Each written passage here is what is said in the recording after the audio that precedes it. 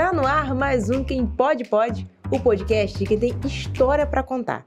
Gente, quem tá aqui comigo hoje é uma professora aqui de Araruama que oferece aulas de reforço escolar e atendimento pedagógico especializado. Legal, né? Roda a vinheta e vem comigo.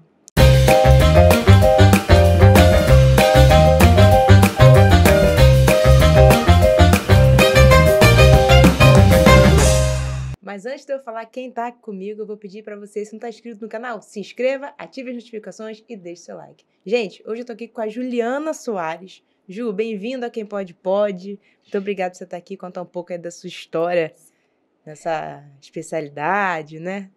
É um prazer estar aqui com vocês. Ó, antes da gente começar, eu vou te dar um presente, que é a nossa caneca. Ai, que lindo, obrigada. Ju, pra gente começar, conta pra gente um pouco quem é a Juliana.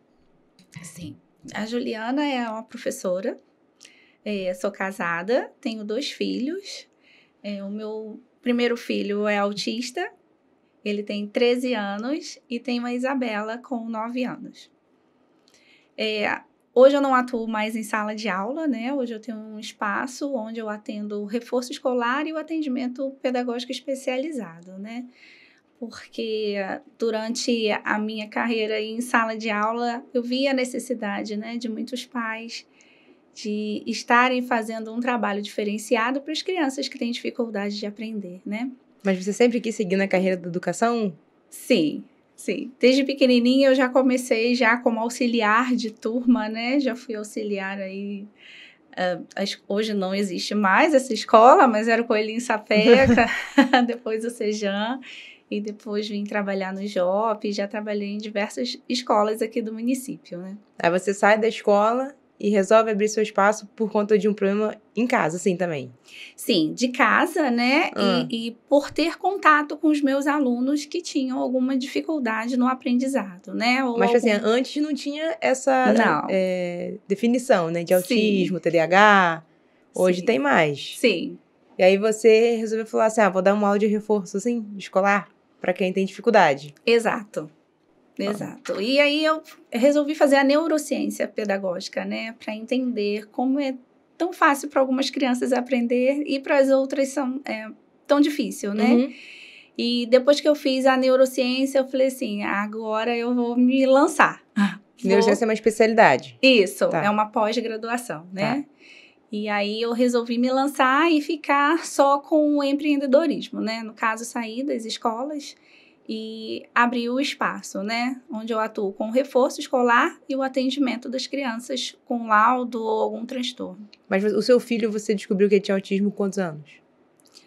Na verdade, o laudo ele foi fechado com 6 para 7 anos, né? Mas eu já observava alguns comportamentos diferenciados.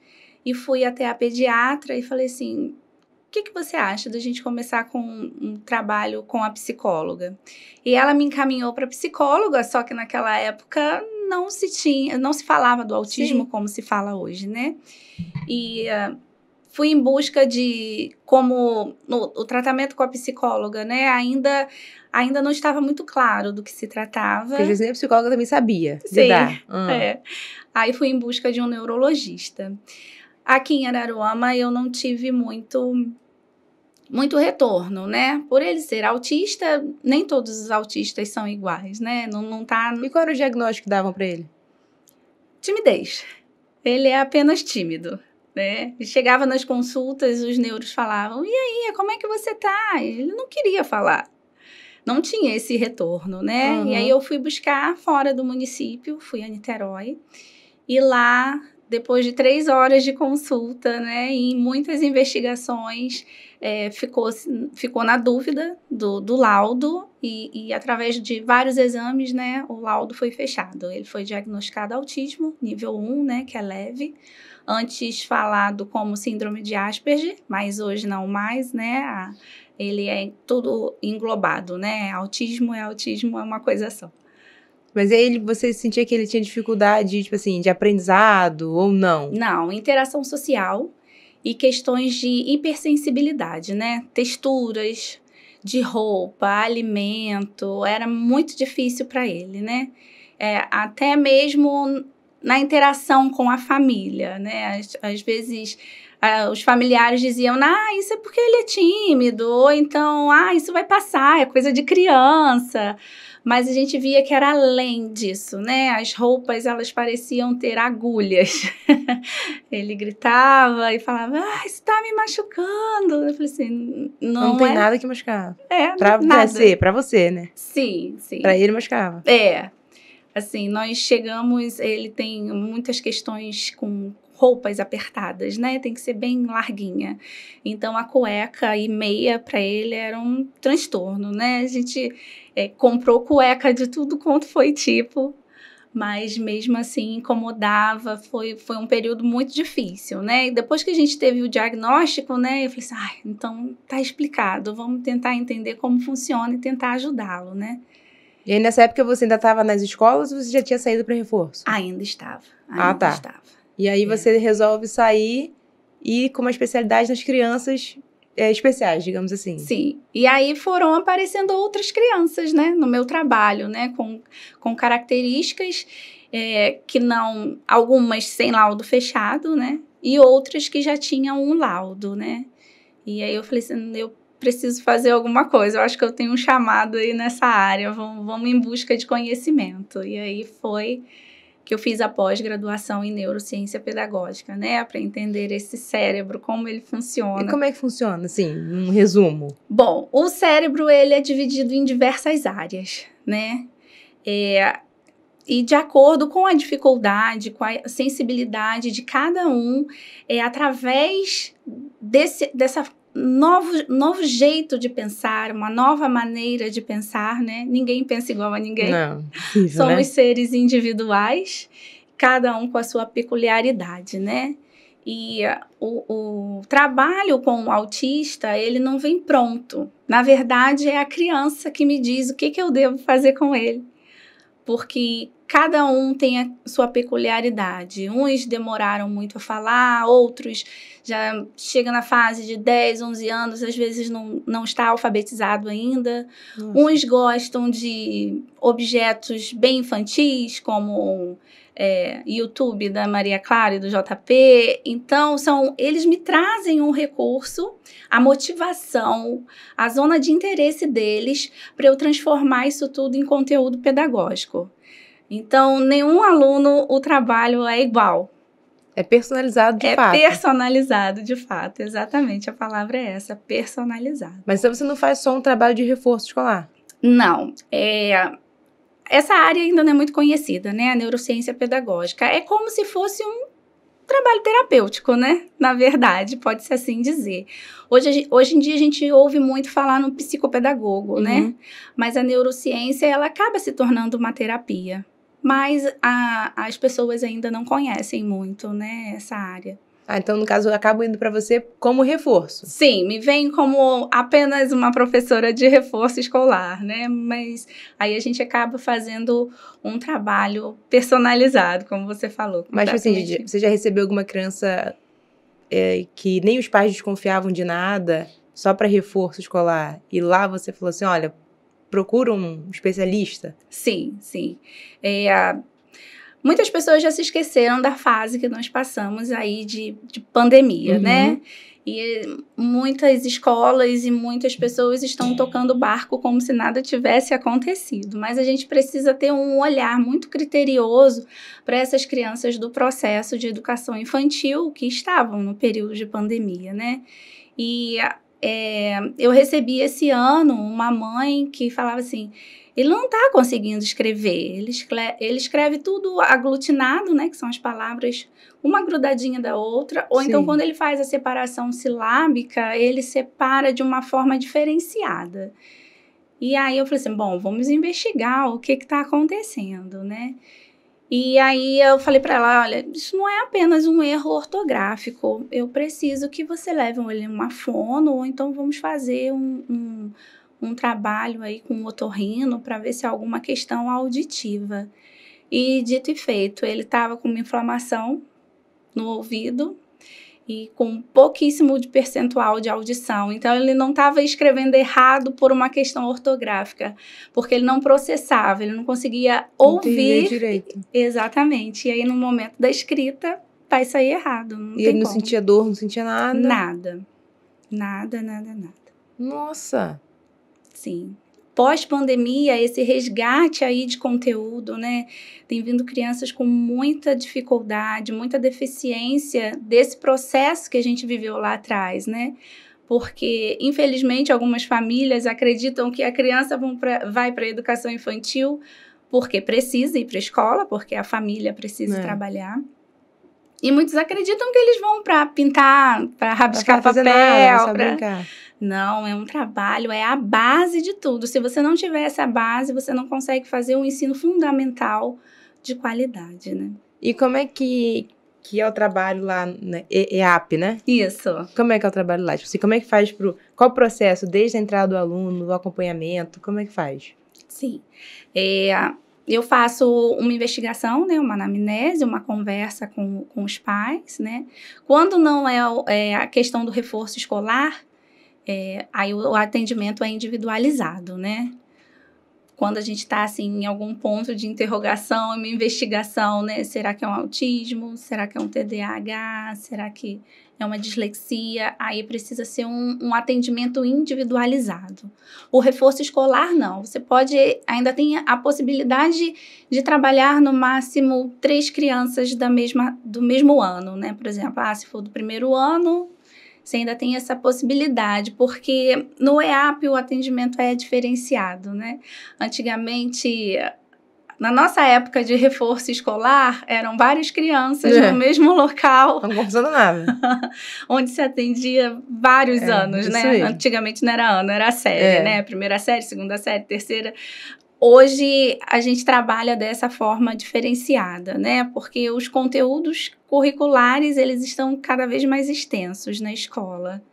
Se a família já está procurando um reforço para ajudá-la nas questões de dificuldades, então não tem como colocar todo mundo junto, porque senão esse tempo não vai ser de qualidade, né? Então, cada um no seu tempo, no seu horário, e quando é individual, né? Como eu te falei, as questões do autismo, né? É personalizado o trabalho, não tem como ser 3 crianças no mesmo tempo, né? No mesmo horário. Mas você chega tipo assim, fazer reforço escolar com o autista também? Não, com o autista o trabalho ele é mais individual. Não, né? Não faz o reforço escolar com ele, faz a questão de interação social. Isso. Com o autismo, o atendimento ele é especializado, né? Porque por mais que a criança às vezes possa ser nível 1, né? Mas são muitas áreas que precisam ser resgatadas, né? Então, a gente precisa ir no foco das dificuldades que precisam ser sanadas. Então, não tem como você fazer esse atendimento junto com outras crianças, né? Porque senão a gente não acaba conseguindo sanar aquela dificuldade individual, né? Vai tirar um e botando outra dificuldade, né? Sim. Dificultando para a criança. Sim, porque às vezes ele não entende duplo sentido e uma outra criança entende, né? Como o trabalho ele precisa ser personalizado, né? Na área que ele tem dificuldade, se eu for colocar junto com uma outra criança, ao invés de ajudá-lo, pode atrapalhar. Essa questão mais do social seria na escola, né? Onde ele está ali no convívio com outras crianças e no ambiente dele de lazer, né? Mas ali no atendimento precisa ser individualizado. E você faz muitos projetos sociais, né, pedagógicos. Qual a importância que você acha desses eventos, assim, para os alunos? Sim, a gente precisa colocar uma sementinha, né, no coração de cada um. As gerações futuras, né, tá bem difícil, né, essa questão do social, do pensar no outro, né, de ajudar as outras pessoas, de conviver com o outro, né? Da melhor forma possível, né? Lá no espaço nós fazemos também colônia de férias no período de janeiro e todos convivem com as suas diferenças, né, de uma forma de interação entre si, não é rotulado, né? Eu sou autista, eu sou disléxico, não. É de uma forma para que todos se interajam, né? E qual você acha, qual é o maior desafio para o educador hoje? Hoje, as famílias, né? Às vezes a gente fala assim, a criança está agindo dessa forma. Não, ele está agindo dessa forma porque ele tem um exemplo, um reflexo, um espelho, né? E ele atua dessa forma porque, de uma certa maneira, ele convive com esse tipo de comportamento, né? As famílias de hoje em dia não são as famílias de antigamente. Elas estão estruturadas de diversas formas, né? Sim. Existe padrasto, existe madrasta, existem casais homoafetivos, né? E a educação, ela é transferida da forma como cada um acredita, né? Então, hoje em dia, o comportamento das crianças estão refletindo muito as suas vivências, né? Em cada lar, né? A forma como cada um educa. Lógico, a gente tem que respeitar isso, né? Mas eles acabam interferindo, às vezes ouvem coisas, observam coisas, vivenciam coisas que não é necessário uma criança vivenciar, e eles acabam refletindo esse comportamento no dia a dia. E, tipo assim, desde quando você começou na área da educação até agora, o que você acha que mais... Quais foram as principais mudanças, assim? As mudanças na educação as crianças estão com muitas demandas, né? Hoje, ser criança, eu falo assim para os pais, né? Eles precisam ser criança. É brincando, né, que a gente aprende, é brincando que a gente desenvolve o corpo, é brincando que a gente cria estratégias. Na nossa época, a gente brincava na rua, hoje em dia, né, isso não acontece mais. Mas quando você brincava de um queimado, de uma bandeirinha, você criava estratégia, como que eu vou invadir o campo adversário, como hoje as crianças estão muito fixadas no eletrônico, né? E os conteúdos das escolas bastante extenso, e com a demanda de natação, balé, teatro, uma infinidade de coisas, e quando chegam na transição do 5º para o 6º ano, né, eles já estão se tornando aí adolescentes e tem muito conteúdo de prova e gera ansiedade da família, ansiedade das crianças. Então, se trata também de uma saúde mental, né, da gente buscar isso para os nossos pequenos, porque cada vez mais eles estão sendo cobrados. Não que não devam, né, em relação aos estudos. Precisa ser estudado, mas assim, de uma forma mais branda, né? Porque eles às vezes chegam assim, mas eu preciso tirar nota alta, porque senão meu pai vai me matar. E aí a gente vê que às vezes gera um emocional sobrecarregado, né? De tanta demanda durante o dia que precisa dar conta. Então seria deixar as crianças serem mais crianças, né? Exato. É no brincar também que se aprende, né? Que se movimenta o corpo. Às vezes, a gente quer cobrar tanto da criança. Mas não tá escrevendo direito. Mas a letra tá feia. Mas ninguém consegue ler o que ele tá escrevendo. Mas espera aí, o que se foi desenvolvido na educação infantil dessa criança? Ele subiu em árvore, ele se sujou. Aí você vê só os pais falando assim, vai se machucar, não cai, vai ralar. A gente aprende com as frustrações, né? E o que acontece com a geração de hoje? Eles não sabem mais ouvir o não, né? Eles não conseguem ouvir o não como uma coisa natural, né? Eles reagem o não, essa área do cérebro, ela não é trabalhada, né? Que é o freio inibitório.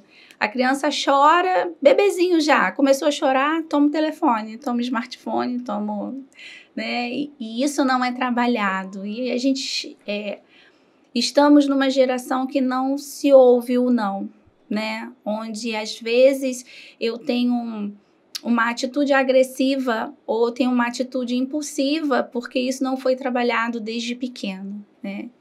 Então essas são as mudanças, né, das gerações anteriores para as gerações futuras. E isso tem feito uma diferença enorme no comportamento das crianças. E como professora, o que você poderia falar, né, para o pessoal de casa, tipo assim, sobre a importância da inclusão dentro e fora das escolas? Sim, esse é um papel, assim, fundamental, né? Que a gente ouve muito a palavra incluir, né? Mas será como que eu estou incluindo, né? Só porque ele está inserido dentro do ensino regular, ele está incluso? Não, ele tem que estar fazendo as mesmas atividades que as outras crianças. Lógico que a gente sabe que cada um ser reage de uma forma diferente. Às vezes eu tenho uma assiduidade auditiva, que um barulho vai me incomodar, então eu já sei que aquele aluno precisa de um cuidado maior, né, por conta de uma festinha, alguém batendo palmo, algum balão estourando, né? Mas não é por isso que ele não pode estar ali inserido, participando, né? Eu que preciso ter essa percepção, que eu sei que algo vai trazer algum desconforto naquele momento, eu já tenho uma atitude para preservar essa criança, né? Então, a inclusão é muito bonita no nome, mas ela tem que ser vivida, né? E como é que você acha que, assim, pode ser feito? Até os pais mesmo, porque tem muitos pais que acabam, eles excluindo os filhos, né? Sim. De situações. Sim. Como é que você acha que eles podem agir? Sim, eu acho que a sociedade ela tem que enxergar, tem que ser uma cultura diferente, social, né? Porque muitos pais acabam excluindo pelo olhar da sociedade, né? Sim. Meu filho vai se jogar no chão, vai vir alguém e vai dizer que ele está fazendo uma pirraça, né? Meu filho, ele precisa passar na frente, na fila, mas vai dizer assim, mas ele não tem característica física nenhuma, que ele é uma pessoa deficiente. Não, o autismo não está na cara, está no comportamento, né? Não está no rostinho de cada um, ele está no comportamento. Então, as pessoas, né, o olhar da sociedade precisa mudar, que eu acho que os pais vão encarar isso com mais leveza e vão querer, sim, inserir seus filhos na sociedade. A sociedade tem que mudar a maneira de ver as crianças, né? Sim, sim. E como é que o seu trabalho ajuda no desenvolvimento das crianças assim na escola? Sim, como eu faço, né? Como eu te falei, essas crianças, o atendimento delas, elas são personalizados. Então, eu entro em contato com toda a equipe multidisciplinar. Seja a escola, seja a fono, o psicopedagogo, a psicóloga. E nós vamos fazendo uma troca em relação ao trabalho, né? Os outros profissionais vão me dando dicas, né? Por exemplo, fono, Juliana, olha, ele tá com dificuldade nesse som nasal, você faz assim, dessa forma, e a gente vai trocando, né? Às vezes está apresentando questões comportamentais bem latentes, aí a psicóloga vai e me diz, olha, vai por esse caminho que vai dar certo, né? E a gente vai fazendo essa troca para poder ajudar a criança num todo. E um trabalho vai complementando o outro, então? Complementando o outro. E você também faz debate de pais? Não, agora a gente está começando a pensar em relação a isso, né? Porque o espaço é novinho, né? Ele tem quanto tempo? Engatinhando. Ele tem 1 ano. É? Eu já trabalhava no espaço, mas como eu estava em sala de aula, assim, a entrega não era por completo, né? Mas tem 1 ano que eu resolvi sair de sala de aula, de escola, para assumir o trabalho. E aí agora a gente está se jogando aí. E Ju, a gente assim vê, né, sempre, como pai, como educador, que existe, né, um momento, né, estamos, né, num momento de que existe violência na escola. Sim.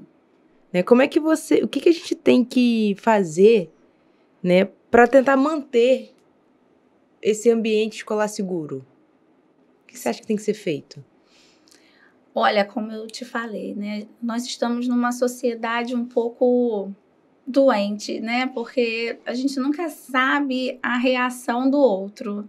O ambiente escolar a gente entrega os nossos filhos, né, e vai embora trabalhar ou realizar alguma outra atividade, tendo a certeza de que ele está seguro, né? Nunca você vai imaginar. Você confia, né? Sim, sim.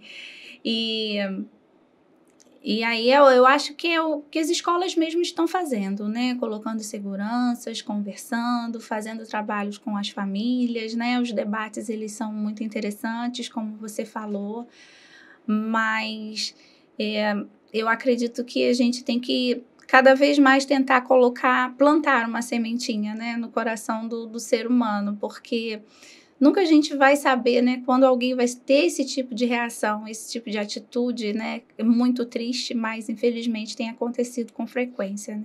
E como é que você acha que a educação muda o mundo? Sim, a educação muda, transforma o mundo, né? Através dos nossos pequenos aí, que vai ser a geração futura, né? Então, através deles, nós buscamos, né? Que algo seja diferente daqui para frente. Mas como é que você acha que a educação pode mudar? Como a educação pode mudar? Olha, através, né, dos saberes, do conhecimento, é algo que ninguém tira da gente, né? Roupa, casas, investimentos, né? Eles um dia podem ser furtados, eles podem acabar com o tempo, mas o conhecimento não, né? E não é para ter guardado só para gente, é para a gente transferir para o outro, para que gerações futuras, né, venham contribuir para que seja uma nação diferente, né? E, tipo, na sua opinião, qual uma característica essencial que um profissional da educação tem que ter? Amor. Sem amor não faz educação. A educação ela é feita com muito amor, porque são muitos desafios, né? Hoje o professor ele não tem só o desafio em educar, né? São diversas crianças com realidades diferentes, com vivências diferentes, com famílias diferentes, com situação financeira diferente. E o amor, ele une tudo, né? As questões sociais também, né? E questões cognitivas que hoje têm aparecido com muita frequência, né? Então, a gente, às vezes, não tem o conhecimento total, né, pleno, porque a gente une forças com o multidisciplinar, né? Vai juntando o conhecimento de cada profissional. Vai agregando ali, né? Para poder ajudar essa criança, né? Às vezes você fica assim, através de muitos estudos, mas sem saber, né? Por onde que eu começo, né? Mas o amor, ele muda, né? Quando você faz com amor, as alternativas são diferentes, né? Eu não sei qual caminho percorrer, mas eu vou buscar, eu vou correr atrás, eu vou conseguir, eu preciso ajudar essa criança, eu preciso ajudar essa família, e o amor a gente consegue transformar essa situação. E, Ju, nessa sua trajetória, teve, assim, algum caso que te marcou? De algum aluno? Sempre. Cada um São diversos casos diferentes, né? Então, eu acredito, tenho certeza que cada criança, ela contribui um pouquinho nas nossas vivências, né? Eu recebi uma família lá no espaço onde são 3 crianças com dificuldades no aprendizado. Os pais trabalham de plantão, é uma correria. Então, com amor, a gente vai tentando mudar a história, ajudando, agregando um pouquinho, né? Ajudando as crianças, né? Sim, sim. Eles precisam se tornar adultos, né? O mais independente possível, né? Porque a gente não sabe a trajetória. Eu me vejo, enquanto mãe, né, de autista. A gente não pode dizer assim, eu vou viver durante 10 anos. A gente não sabe, né? Então, a gente precisa contribuir o máximo para que ele possa se tornar o mais independente possível. E você acha que esse deve ser um dos maiores medos dos pais de crianças especiais? Sim. Quando eu faltar, o que vai acontecer? Exato, né? Quando tem uma família extensa, né, alguém que possa dar esse suporte, ainda se torna um pouco mais confortável, né? Mas hoje o olhar é diferenciado, Lu, mas o que acontece? Muitos casamentos, eles são desfeitos, né, por não saber como lidar com essa situação, porque são muitos tratamentos, né? São muitas terapias, uma hora leva para fono, uma hora leva para o psicólogo, outra hora é escola, né? É uma entrega muito grande para essas famílias, né? E quando são crianças com questões comportamentais bastante severas, né? Às vezes os pais ficam exaustos e algumas famílias, infelizmente, elas são desfeitas, né? Por conta dessa situação. Então, você acha que esse deve ser um dos maiores medos dos pais, né? Tipo assim, e se eu faltar? Exato. Porque a gente fica procurando sempre que tenham a vida mais normal. Mas eu acho que deva ser o medo dos pais, né? Uhum. E se eu não estiver aqui, como que vai ser? Exato. Porque é sempre mais difícil, né? Uhum, sim. Pra criança que é especial, sempre é mais difícil. Uhum. Tudo Sim, que... até mesmo na escola, né? Às vezes a criança tá com um comportamento um pouco difícil naquele dia, a escola liga, olha, vim buscar porque hoje não tá bem, né? A mãe, ela tá sempre ali, né? Mãe, o pai, não tem como se isentar desse papel, né?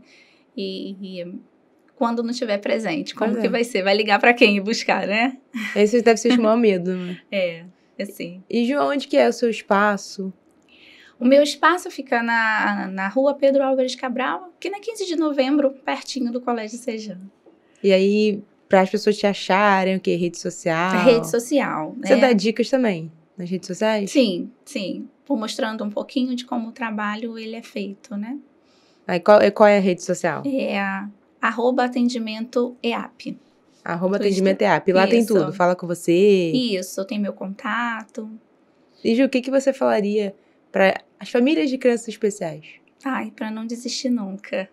Tem pais que chegam lá falando assim para mim, será que vai dar certo? Eu falo, vamos tentar? Vamos tentar. A gente não pode, do primeiro momento, aceitar ou não, né? A gente tenta, vamos ver o que dá. Se não tiver alternativa, nós vamos buscar uma outra alternativa. Não podemos desistir nunca. Então, não desistir, né? Não desistir. Se a gente desistir, o que vai ser, né? Deles, né? Verdade. Não tem como desistir. Ju, muito obrigada. Adorei te conhecer um pouco mais, né? Da sua história atual agora aí. Sim. Com as crianças especiais, com essa situação de reforço escolar, atendimento especializado. Muito bom que as crianças possam ter cada vez mais Julianas, né? Porque as crianças precisam de ajuda, né? E muitas pessoas estão tendo diagnósticos adultos. Sim. Porque não tinham apoio desse lá atrás. Ou era preguiça, ou é disperso, ou é lerdo. Né? E hoje em dia, né, que bom que a gente tem tanto diagnóstico quanto pessoas preocupadas em tornar a vida dessas crianças mais fáceis. Sim. Muito, muito bom. Espero que você tenha gostado. Sim, amei a experiência, minha primeira experiência no podcast, mas eu adorei. Muito obrigada. Então é isso, gente. Eu espero que vocês tenham gostado. Um beijo, até a próxima.